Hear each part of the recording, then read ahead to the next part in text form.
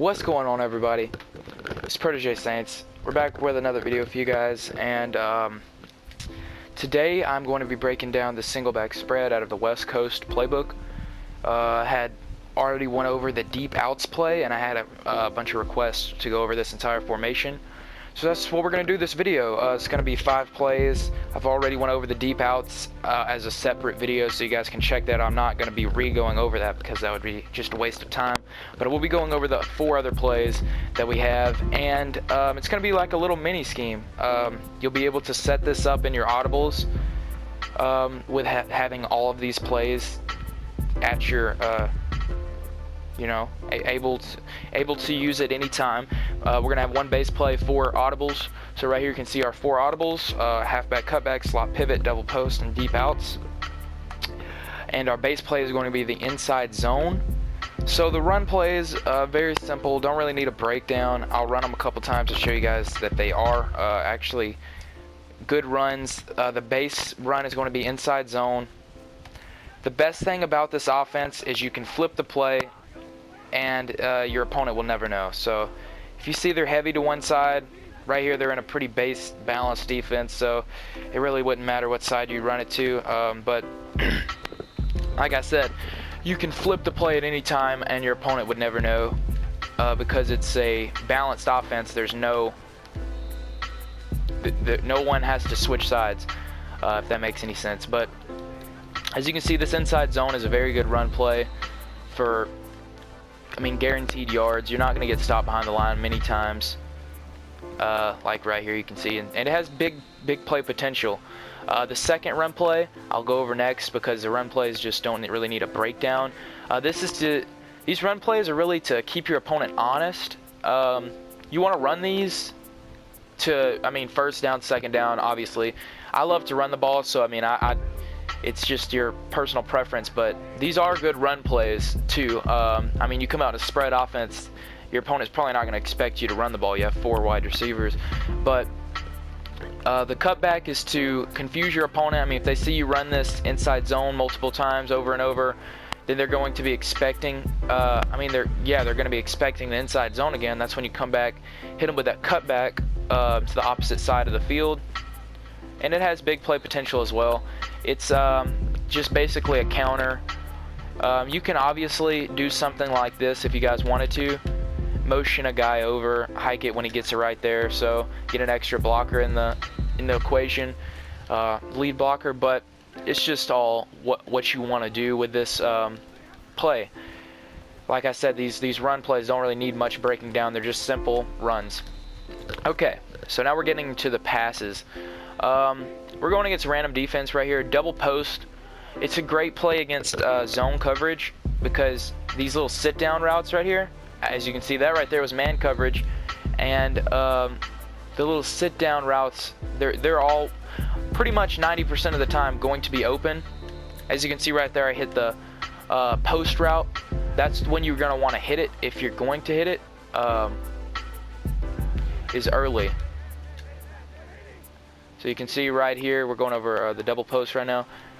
These little sit-down routes are always a good choice to throw to in short yardage. Sometimes they even have big play potential as well. Just be sure not to make that throw right there. These post routes are not really post routes, they're more of an in route. Something I would consider doing is putting them on a slant or something like that. Now you have that little sit-down route wide open for when the zone's back up. Not many zones will actually cover this. See, what you're trying to do by doing this is you have that sit-down route, and then you have the slant route. So if they're in man coverage, you hit the slant and you have 10 yards. You hit the if they're in zone, you hit the sit-down route and you have about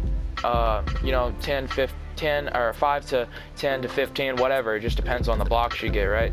So right here we can see we just sent him on a streak, and we had man coverage. It was a bad throw. We got a good pass anyways. So I should have put him on the slant. That's what I would consider, or I would suggest that you guys do in that situation. I couldn't think of the word. But you see right here, they're in zone coverage. Draw that zone over, hit that sit down route, hit a spin move, bro, and it's a touchdown. That's simple. Great little play to mix in with this formation. For the right side of the field, you can do the same thing, or you can even create a zone beater if you wanted to by putting X on a hitch route and then circle on a, X on a flat route and then circle on a drag. Then you have that zone beater for the right plus the left. Cornerback makes a good play. It's really up to you guys with this play, but these sit down routes are what makes this play. Like, I would pick this play just for those routes because they're very unique. And like I said, see right there, we had man coverage and we hit the slant route. It's just very simple read. You can do whatever you want to with the other side of the field, but I would leave one side with a slant and one side with the hitch route. Like I said, you can obviously do the curl to flat concept. Now you have a man beater, two man beaters. Well, one man beater with the slant, and then the zone beaters, you have three. So very simple. We're in man, have the center of the field wide open because you only have one route there. Obviously, you have to take into account against users. So if the person has really good users, send two slants and leave it like that. So now you have multiple man beaters and multiple zone beaters. They can't cover every route. So if that's something that you guys would be, if you see they have good users skills or they're playing the ball good, I would definitely send two slants and two of those little sit down routes, and then you obviously have they can't cover both, so you just hit one of them. So right there, that'd be a good play to mix in with this. The next one we have would be slot pivot, and this play right here is very deadly. If like they're doing right now, they bring everybody up into the box. You have that streak to the slot receiver, obviously, but I wouldn't really throw that unless you see him wide open. He's really there to draw the others away, but he's going to leave this out route wide open against zone defense because he's going to draw, as we'll look in this instant replay, he's going to draw that cornerback away, or this linebacker. See, this linebacker has to cover the streak. He bumps him, and now you have this out route wide open. So for the right side of the field, I would leave that as is. And same for the left side of the field, bro. I mean, this little pivot route is great because, I mean, these four routes make each other. Without these other routes, without the other route, they wouldn't be nothing. Like, the reason this pivot route is wide open is because of this in route. I mean, that's what these routes are making each other. So right here you can see he has to back off to cover the middle of that field, and he's backing off to cover they're both backing off to cover this in route. So that means you have the pivot route wide open. Same with the out route. The reason it's open is because of the streak route. So you see right there, we have the wide open streak route because of the wide open out route because of the streak route. And as you can see over here on the other side of the field, we're going to have the pivot wide open because of the in route. So these are very easy reads, very easy reads. This formation is a great formation because of that. I mean, it's a very simple and easy way to play the game. As you can see right there, we get the in route wide open because of the pivot route. He sits down, they come down on him, and I'll show you guys that in instant replay real quick. Right here, you can see we have that, we get that in route because he's in man coverage. He covers that pivot route. We actually could have hit him too, and as well as the out route probably, but we instead hit the in route because it's bigger play potential, obviously, and you hit it and get a stiff arm, break some tackles, and you know you're off to the races. So that's pretty much it for this formation breakdown. It's very simple reads. Once again, the run plays are very simple. Deep outs, I've already went over that, so you guys can check that out. Slot pivot, read.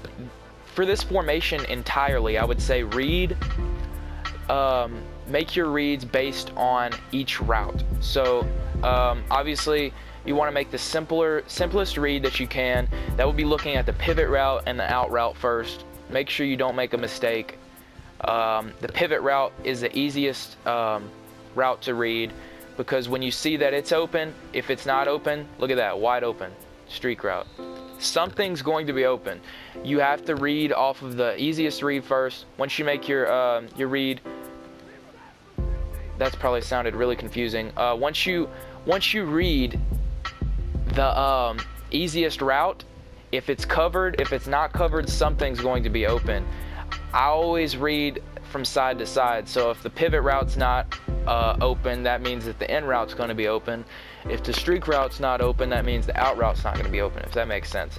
That's how I do my reads. Right there you can see the pivot route was covered. I didn't have the ball time to throw the ball in time, but as well for the deep post, like I said, the best recommendation for that is putting these two outside receivers on the slants, and then you have the sit down routes. Obviously very big play potential with this play as well. It's just a great play to mix in. But that's pretty much it. I hope you guys enjoyed this video, and yeah, this is the breakdown of the single back spread of the West Coast playbook.